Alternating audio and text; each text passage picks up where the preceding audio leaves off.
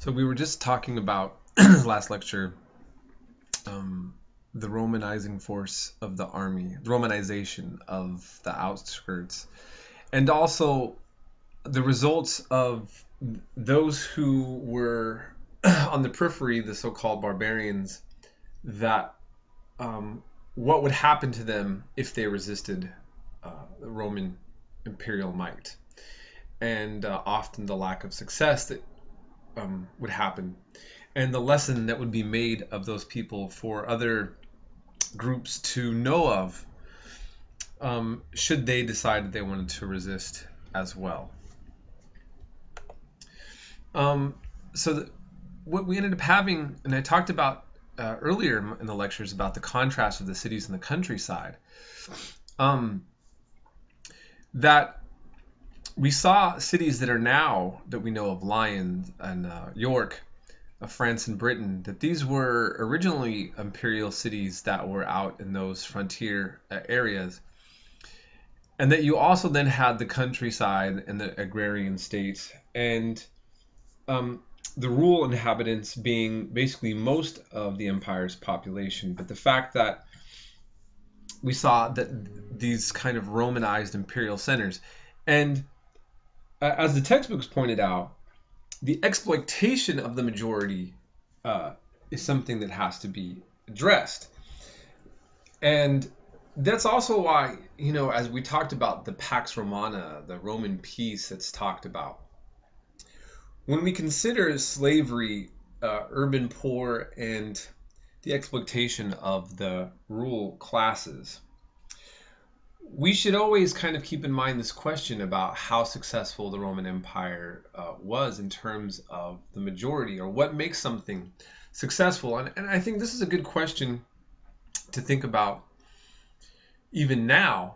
A state, let's say that the state of California is considered one of the world's leading economies, but it doesn't negate the fact that a huge portion of Californians are living in near poverty, and that there are very violent, extreme neighborhoods that are run down and dilapidated.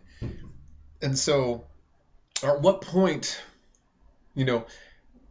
does that aspect get considered of whether or not a state, whether on a local level or a nation state, is successful or not? In Mexico, the ruling class does very well. They have a lot of freedoms and they enjoy a very high quality of life.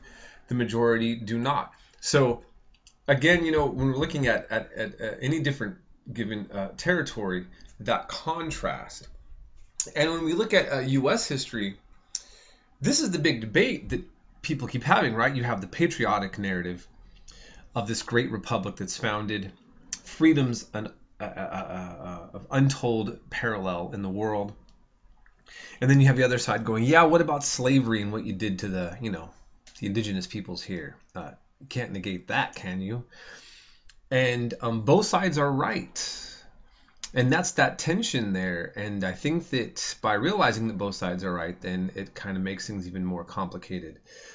And it doesn't seem like they should both be right, but they are, because you can't negate those other factors. So in the Roman legacy, I think, to me, is something important to think about, because when you look at an entity you call Rome, or the United States, or Russia, it might be one term, but it can mean many, many different things. Just take a look at LA. There's Beverly Hills, and there is Compton and Inglewood, places that have violent, low economic situations, what people call ghettos, and then the wealthiest people in the world. So what is LA?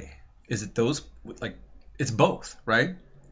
And on top of that, in some of the cases here, the poverty, it's not just that there's a contrast between people who are wealthy and poor, but there are poor people, there are rich people because there are poor people, due to the exploitation of them.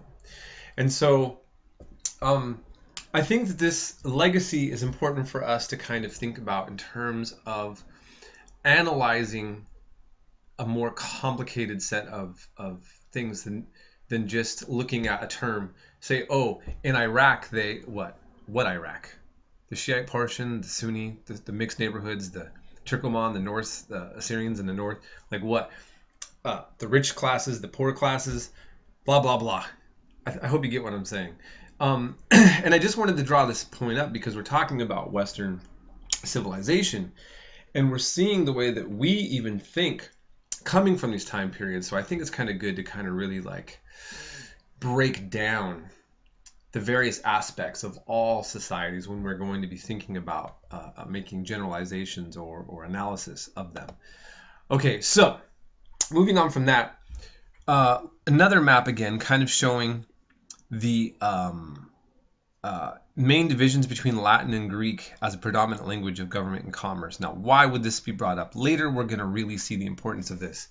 That here on the eastern part, Greek is going to be mainly used by the Romans. And here, Latin, the western part.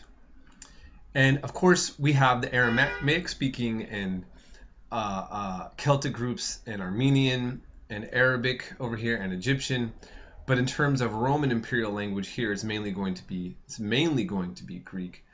And here it's mainly going to be Latin. This is going to create a linguistic divide that we will eventually address in terms of the two parts of the Roman Empire that are going to inevitably really disintegrate.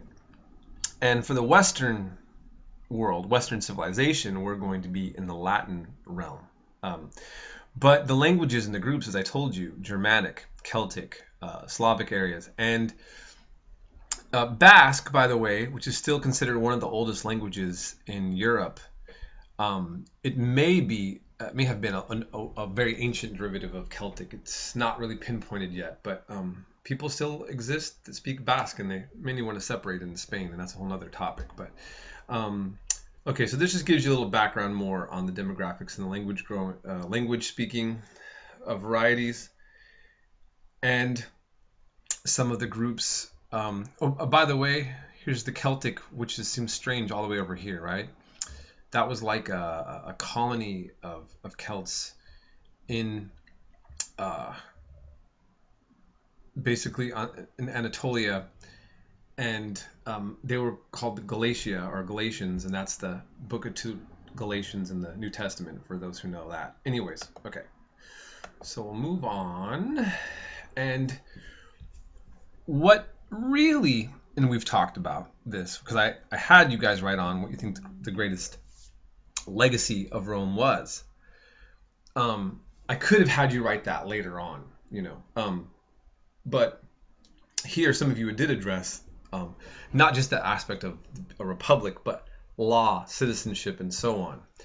And eventually they would broaden who could be citizens of Rome. And citizenship in Rome was not something that was handed out just to anyone, and it came with a lot of privileges.